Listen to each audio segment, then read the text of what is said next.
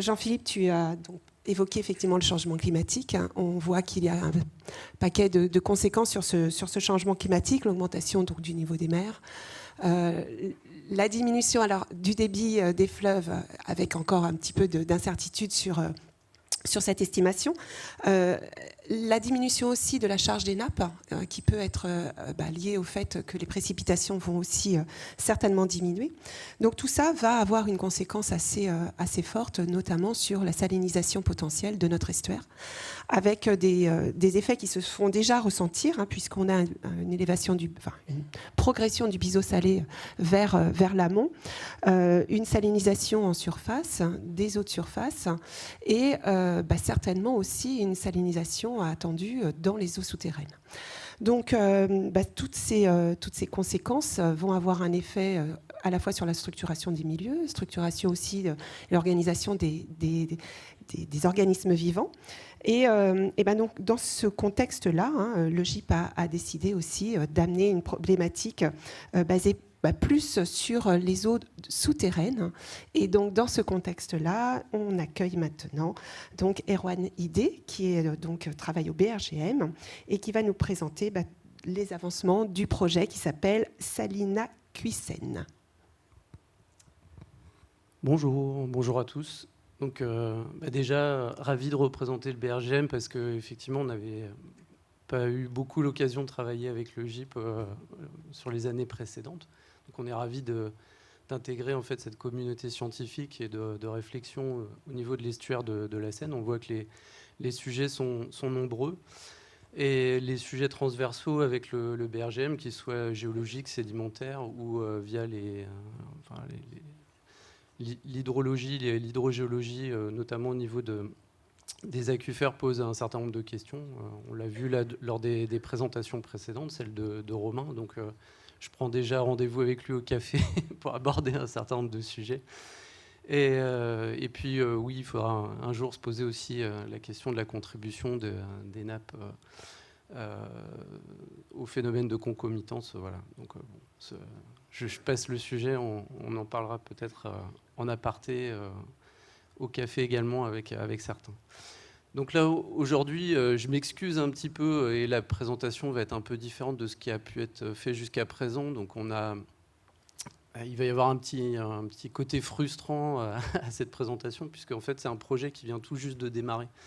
Donc on n'a pas nécessairement énormément de résultats à vous présenter. Quelques investigations, tout du moins, qui ont été menées pendant l'été. Alors déjà, introduire un petit peu les deux partenaires principaux donc, qui travaillent sur le sujet, donc le BRGM, avec donc l'équipe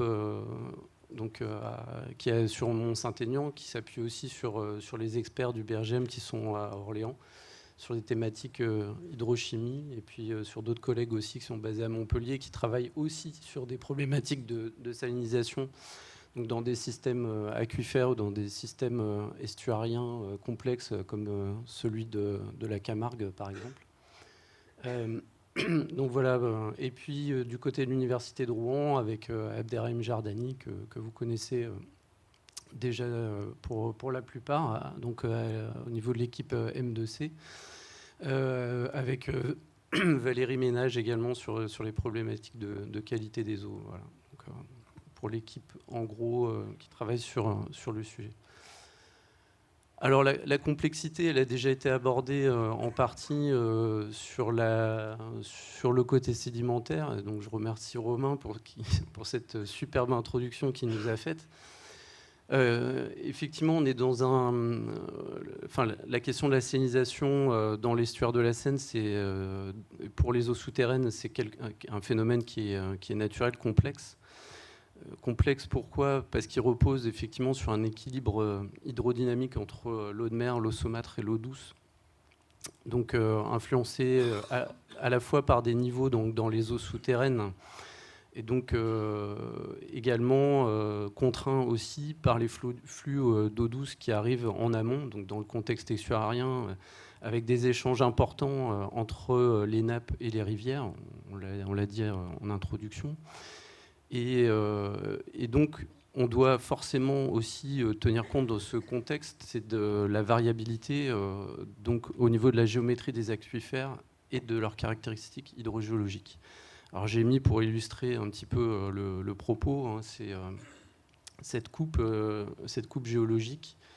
Alors, hop, je ne sais pas si on voit. Non.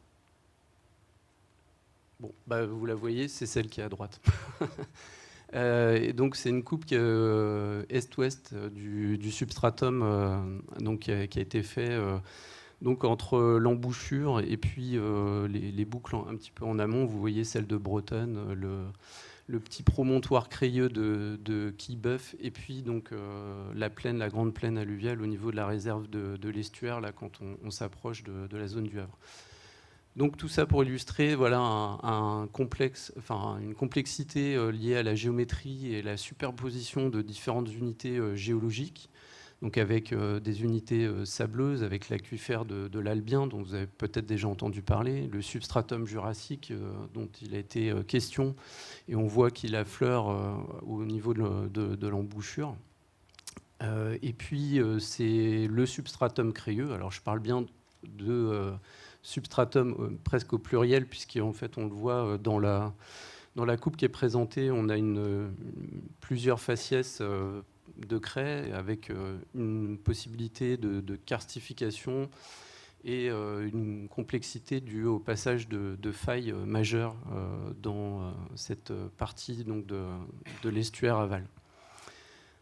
Donc ça, c'est voilà, tout ça pour dire, c'est qu'on a une complexité importante sur ce secteur, avec un remplissage alluvial où on considère qu'on a au moins, d'un point de vue hydrogéologique, 2 aquifères différents, avec les graves de fond, et puis les alluvions fines plus récentes, avec un remplissage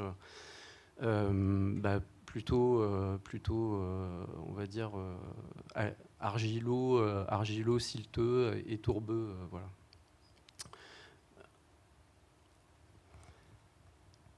Donc, cette intrusion saline, on voit aussi qu'elle peut être... elle repose en fait sur un équilibre donc hydrodynamique fragile qui peut être perturbé par les actions de l'homme. Donc, des surexploitations des aquifères, donc les prélèvements aussi dans les cours d'eau en amont, l'occupation du sol, il en a été question tout à l'heure. Il peut être également influencé par la gestion des zones humides. Voilà, on sait qu'au niveau de la réserve de l'estuaire, il y a une gestion particulière qui est faite pour permettre à certains moments l'ennoiement des zones, pour permettre les usages de chasse, notamment de remplissage des gabions. Il y a une gestion particulière, notamment sur le marais vernier, etc. Donc tout ça, ça peut avoir un impact effectivement sur le processus de salinisation dans les aquifères. Les modifications du lit des berges de la Seine, effectivement, ça aussi c'est un facteur qui peut influencer le transfert des eaux et faciliter en tout cas ce transfert vers les eaux souterraines. Et puis on a une problématique avec les rejets industriels et les éventuelles pollutions, puisqu'on sait qu'on est sur des secteurs où il y a plusieurs zones industrielles historiques, et il faut être sûr de pouvoir être capable de différencier ce qui relève de pollution et de processus plus naturels. Et puis, on l'a évoqué aussi tout à l'heure avec des phénomènes de fluctuation du niveau marin, d'ennoiement à certains moments de cet estuaire par les eaux un peu plus marines, une marinisation en fait, de cet estuaire avec des sources anciennes fossiles qui peuvent avoir été piégées en fait, dans ces sédiments. Donc il faut là également aussi être prudent sur ce qu'on pourra mesurer, ou en tout cas dans l'interprétation. Alors je vous ai mis sur la droite une petite illustration sur au moins la surexploitation des aquifères. Sur la zone de Port-Jérôme, en fait, dans les années 60 et 80, il y a déjà eu un phénomène d'intrusion saline dans l'aquifère alluvial qui avait déjà été mis en évidence et qui, par le passé... Voilà, il y a des mesures de gestion qui ont été prises, donc avec des limitations des prélèvements industriels, un retrait. Les forages d'exploitation ont été ramenés un peu plus en limite de la zone alluviale. Et pour compenser en fait, les baisses de prélèvement, il y a eu l'implantation de l'usine de Norville, une usine de production d'eau industrielle, donc assez en amont, donc dans une zone qui à l'époque était imaginée comme étant un peu plus à l'abri, on va dire, du phénomène de salinisation dans les eaux de Seine. Donc on le voit, la question est complètement d'actualité. Ce qui a été présenté hier par Jean-Philippe sur le réseau Synapse avec la dynamique de salinisation et le processus de remontée du front de salinité dans l'estuaire est tout à fait intéressant et d'actualité. Et donc, vous le voyez, on a une idée, parce qu'il y a donc déjà eu des études qui ont été faites de cette dynamique de salinisation dans les eaux de surface au niveau de la Seine, avec un suivi qui est déjà opérationnel, avec notamment le réseau Synapse, et donc des enregistrements qui sont faits en particulier sur la Seine. Vous voyez sur la slide de gauche. Et la question qu'on se pose, c'est de pouvoir, et donc les objectifs qui étaient fixés à cette étude, de pouvoir réaliser donc un état des lieux spatialisé donc dans les différents compartiments aquifères dont j'ai parlé tout à l'heure, et d'essayer de comprendre quelle était la dynamique de salinisation donc dans ce contexte, avec les échanges donc nappe-rivière. Donc voilà, c'est un des objectifs fixés à cette étude.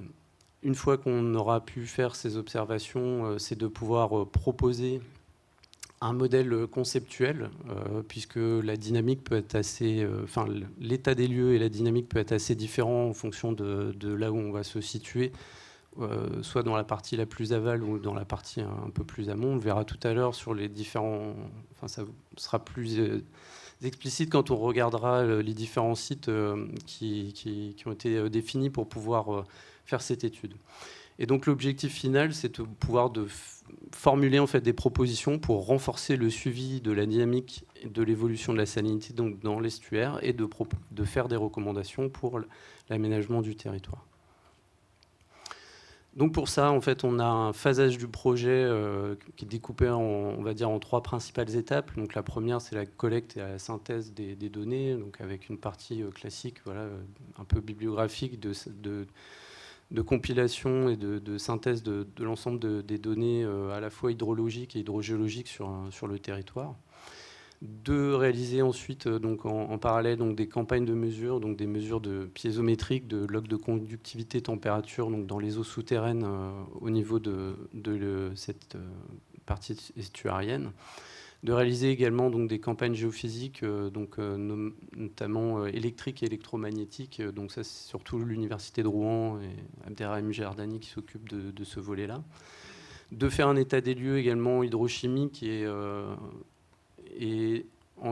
ensuite de mettre en place un premier réseau de sondes de mesure en continu, donc de sondes de conductivité température, pour avoir une meilleure compréhension en fait, et faire un suivi dit plus dynamique.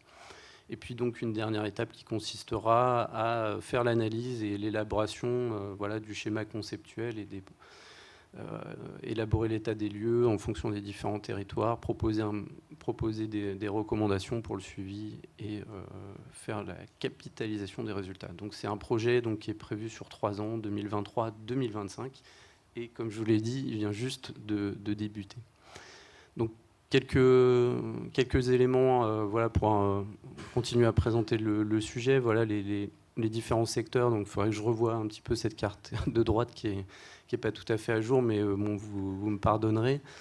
Les principaux sites d'intérêt, donc le marais du Aude et la réserve naturelle sur la partie la plus aval, la zone industrielle de Port-Jérôme, et puis un peu plus en amont, donc les marais de Norville et d'Aubretonne, qui constituent vraiment la partie la plus amont des différents secteurs d'études.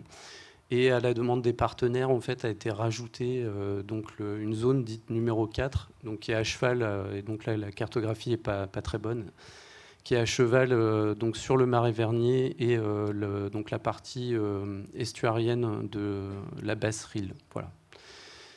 Donc ces sites, en fait, ils ont été choisis pour leur intérêt parce qu'il y a l'existence déjà d'études et d'investigations sur les eaux de surface et les eaux souterraines, comme je l'ai dit tout à l'heure. Donc c'était déjà un point de départ de pouvoir s'appuyer sur une bibliographie et des investigations à la fois sur les eaux de surface ou les eaux souterraines qui nous permettaient un petit peu de poser les premiers jalons pour poursuivre le travail. Pourquoi aussi? Parce qu'on avait des réseaux de suivi qui étaient existants et pour lesquels sur lesquels on pouvait compter pour aller faire des mesures, notamment, et puis pour lesquels on pouvait imaginer qu'il y aurait un suivi dans le temps qui serait assuré, qui nous permettrait de pouvoir avoir des informations sur la dynamique, notamment. Et puis, parce que ces différents sites représentent une diversité de contextes qui sont différents. Bien sûr, le Marais Vernier ne fonctionne pas de la même manière que la basse Risle, que le Marais de Bretonne en amont, que la zone industrielle de Port-Jérôme, etc. Et puis, c'était aussi l'occasion de mobiliser en fait les acteurs et les différents partenaires du GIP qui sont investis en fait dans ce suivi, dans les suivis haute surface. Et dans l'idée d'avoir une mutualisation, donc voilà, on parlait de communauté scientifique tout à l'heure, et donc on a eu l'occasion de contacter les différents partenaires, que ce soit les collectivités, les ports, donc Aropa, et puis les acteurs comme la Maison de l'Estuaire, le parc naturel, et puis les industriels. Quelques résultats quand même. Donc, des profils géophysiques qui ont été réalisés. Donc, l'objectif, c'était de pouvoir localiser donc la zone de transition dans les différents compartiments hydrogéologiques. Alors, ce sera assez facile, je pense, sur les aquifères, on va dire superficiels, comme dans les alluvions fines. Donc, les méthodes donc électromagnétiques et puis électriques permettront vraisemblablement d'avoir des résultats satisfaisants. Voilà, on verra ce que ça donne pour les aquifères, on va dire, un peu plus profonds, comme dans les graves de fond, et pourquoi pas dans la craie. Et puis de pouvoir identifier donc les dynamiques et puis la mobilité donc du front de salinité entre des périodes de hautes eaux, basses eaux. On a même évoqué lors du dernier comité de pilotage la possibilité de pouvoir faire du time-lapse sur certains secteurs ou sites d'intérêt où on aura pu montrer qu'on avait en tout cas cette interface et ce front de salinité, enfin, sur les secteurs où le front de salinité aura pu être mis en évidence, en tout cas. Donc voilà. Les campagnes de mesures piézométriques ont pu être faites. Donc une difficulté, c'est de pouvoir aller faire des mesures donc, dans les différents compartiments hydrogéologiques qu'on a pu identifier. Avec une problématique, c'est de pouvoir trouver des ouvrages profonds, donc disponibles sur les différents secteurs et zones d'intérêt là, qui vous ont été montrés. On a beaucoup d'ouvrages superficiels et puis donc un deuxième constat qui a pu être fait, c'est des conditions d'accès difficiles et une durée de vie en fait des ouvrages qui étaient assez limitée dans le temps. Et donc on a une difficulté aussi, c'est d'avoir de l'information et des coupes des ouvrages, coupes à la fois géologiques et techniques, qui nous permettent de savoir effectivement qu'est-ce qu'on mesure et est-ce que c'est pertinent. Et puis je rajouterais une dernière difficulté, en fait, c'est de pouvoir faire les mesures aussi au niveau des gros sites industriels, puisqu'on a des accès un petit peu difficiles sur les gros sites industriels pour des questions de sécurité. Et donc ils disposent eux aussi de réseaux de suivi, et donc on a prévu de les voir et de les rencontrer pour aborder ce sujet plus spécifiquement avec eux. Voilà. En tout état de cause, là, pendant l'été, on a pu quand même faire 125 mesures sur des points. Donc vous voyez le tableau sur à peu près une vingtaine de jours. Donc ça a demandé un travail d'investigation assez important là, pour nos agents et puis 2 stagiaires qui nous ont accompagnés sur le sujet. Des résultats préliminaires, alors vous me pardonnerez, c'est assez limité comme résultat, mais déjà intéressant. Donc, il n'y a pas trop de surprises des valeurs de conductivité donc dans les ouvrages qui étaient assez élevées à l'aval. Donc, bon, il y a une logique quand même à tout ça. Des valeurs assez hétérogènes dans le marais vernier qui montrent bien qu'en fait qu'on a dans un milieu complexe, donc avec des valeurs très faibles et puis des valeurs assez importantes, donc qui sont assez conformes à ce qui était connu et vu dans la bibliographie, hein, notamment dans la thèse de Milena Froin qui fait référence un petit peu dans le secteur. On a aussi des valeurs importantes sur le secteur de Port-Jérôme. Là aussi, c'est conforme à ce qui avait été identifié donc, dans la bibliographie et puis conforme aux investigations qui avaient été menées dans le cadre de l'étude que Bergem a menée là, pour le SAGE de la vallée du commerce sur ce secteur-là. Donc, ce n'était pas nécessairement une surprise. Par contre, ce qui a été un petit peu plus une surprise, c'était d'avoir des valeurs de conductivité qui étaient assez importantes donc, dans le secteur de la boucle de Bretonne, avec des valeurs de conductivité qui pouvaient dépasser les 1 PSU donc autour de Rive-en-Seine et de Villequier. Donc à mettre en cohérence avec ce qui avait été présenté hier par Jean-Philippe là, sur le réseau Synapse et puis la migration du front de salinité donc dans les eaux de surface au niveau de la Seine. On voit qu'il y a une migration notamment dans les périodes d'étiage assez importante en amont. Et donc il est possible qu'on observe déjà en fait des échanges dans ce cadre-là. Donc des résultats encourageants qui nécessitent d'être confirmés et qui confirment aussi l'intérêt de la problématique pour le GIP. Je rappelle qu'il y a quand même à l'échelle de l'estuaire des enjeux sur les usages des eaux souterraines. On l'a vu et l'exemple était très bon là, sur le secteur de Port-Jérôme. Mais ce n'est pas les seuls usages industriels. Hein. Il y a aussi des usages eau potable pour les différentes collectivités, la métropole du Havre, la Co-Seine-Aglo en particulier. Donc des intérêts et des enjeux en tout cas importants. Voilà pour ce qui est de ces premiers résultats. Donc, j'ai mis work in progress puisque il y a la poursuite de la collecte de données sur les étapes 1 qui reste à améliorer, notamment auprès des industriels. Je l'ai dit tout à l'heure, puisqu'il était difficile de pouvoir aller sur les sites pour pouvoir faire de mesures. Donc, il va falloir les contacter pour essayer d'obtenir des informations sur ce qu'ils peuvent observer sur leur site, s'ils sont prêts à nous les fournir.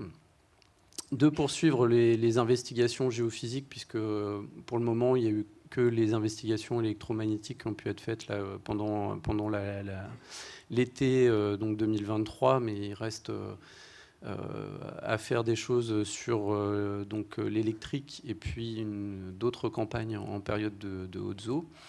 De pouvoir faire une analyse hydrochimique préliminaire, donc sur un état des lieux hydrochimiques au niveau de l'estuaire, d'identifier donc des paramètres discriminants pour pouvoir caractériser l'origine de la salinité. Est-ce qu'elle est naturelle, actuelle, ancienne, anthropique?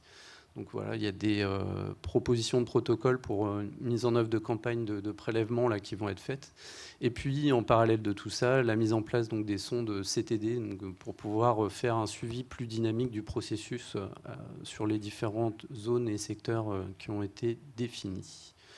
Voilà, donc j'en ai fini sur cette présentation. Je ne sais pas si ça amène des questions. Désolé si ça reste frustrant pour vous à ce stade. Mais on sera ravis de venir présenter des résultats un peu plus aboutis d'ici 1 an ou 2. Je peux y aller. Ouais. Merci Erwan. Donc on a le temps pour quelques petites questions avant la pause. J'avais été trop rapide. Merci pour la présentation. Je me demandais si, au moment où vous avez fait les premières mesures de conductivité dans les piézos, si vous aviez pu faire des suivis verticaux, donc les logs, ou profils verticaux. Est-ce que vous avez une information sur la profondeur finalement de la pénétration de la salinité, ou c'était que des mesures de surface? Alors non, c'était pas que des mesures de surface. On a fait effectivement des logs de conductivité. Après, ils sont pas suivis dans le temps et l'objectif, c'est de pouvoir renouveler ces mesures à différents moments. Là, l'objectif initial, c'était déjà d'avoir une cartographie à un instant T. Et donc, il faudra corriger les mesures pour pouvoir avoir une représentation déjà de la salinisation dans les parties crépinées des ouvrages, pour être sûr qu'on ne fasse pas d'erreur et d'interpoler avec des mesures qui soient dans la partie non crépinée où il y a peu ou pas de mouvement ou de renouvellement des eaux dans les ouvrages. Voilà. Je ne sais pas si ça répond à votre question. Pas complètement. Ça en amène d'autres, mais je vais laisser la parole aux autres collègues. Merci. Oui, Paul Ferlin. Je suis un peu étonné. Il y a un enjeu majeur que vous n'avez pas cité. Vous avez cité uniquement des enjeux usage. Par rapport à la salinisation, il y a un enjeu majeur qui est celui de la biodiversité et de sa conservation ou de son évolution ou de sa restauration. Et il me semble que ce domaine, cette thématique, devrait faire partie des priorités pour, disons, une gestion future. Alors, j'avais une autre question, mais elle est beaucoup plus technique. Je ne sais pas si je peux entrer dans le détail. Vous faites des mesures dans divers piézomètres, ouvrages existants. Est-ce que vous avez regardé la représentativité ou la qualité des mesures qui sont faites dans ces piézomètres, sachant qu'en général, quand on fait des mesures dans des piézomètres, il convient non pas de mesurer l'eau du piézomètre, mais l'eau de la nappe aquifère qui l'alimente. Alors, merci déjà d'avoir rappelé effectivement que les enjeux sont multiples. Je me suis attardé sur les enjeux qui étaient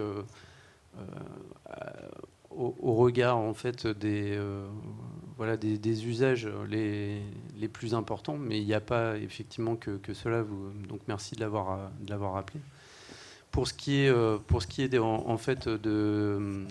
des piézomètres, en fait, on a des tas de questions et au BRGM, on est tout à fait bien placé pour savoir que c'est difficile d'avoir des mesures représentatives quand on est sur des ouvrages dont on ne sait pas nécessairement comment ils ont été réalisés. Donc l'objectif, c'était déjà de pouvoir faire un premier état des lieux avec tous les défauts que ça peut représenter, toutes les incertitudes qu'il peut y avoir liées aux mesures dans les ouvrages, liées au renouvellement des eaux, voilà. Donc ça, c'était une première cartographie. Après, les mesures qu'on pourra faire donc dans les ouvrages, elles permettront de confirmer ou pas les anomalies qu'on a pu mettre en évidence.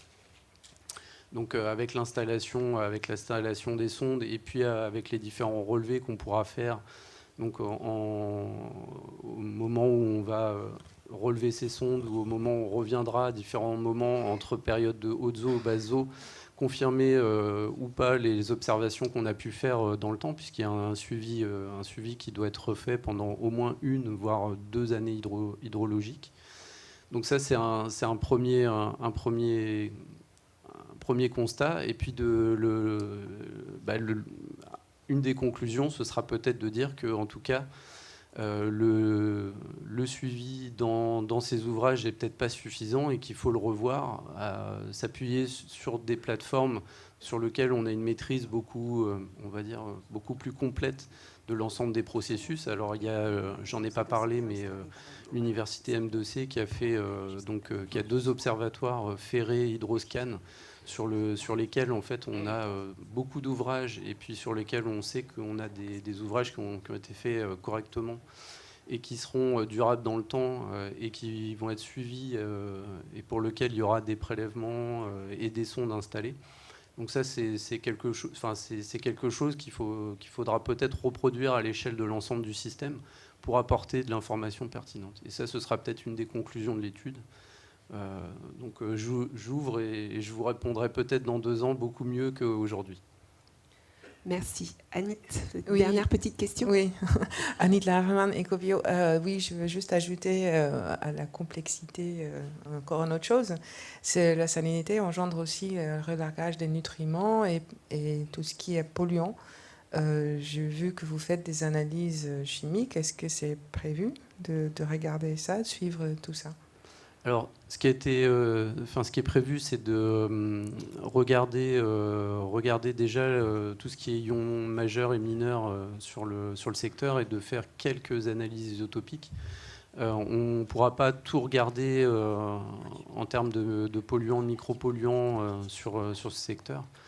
Il faudrait, pourquoi pas, faire mieux, mais c'est déjà de faire une première photographie et on verra, en tout cas sur les secteurs où il peut y avoir des problématiques de pollution importantes. On en a conscience sur le secteur, il y a de l'activité pétrochimique, il y a des rejets industriels importants.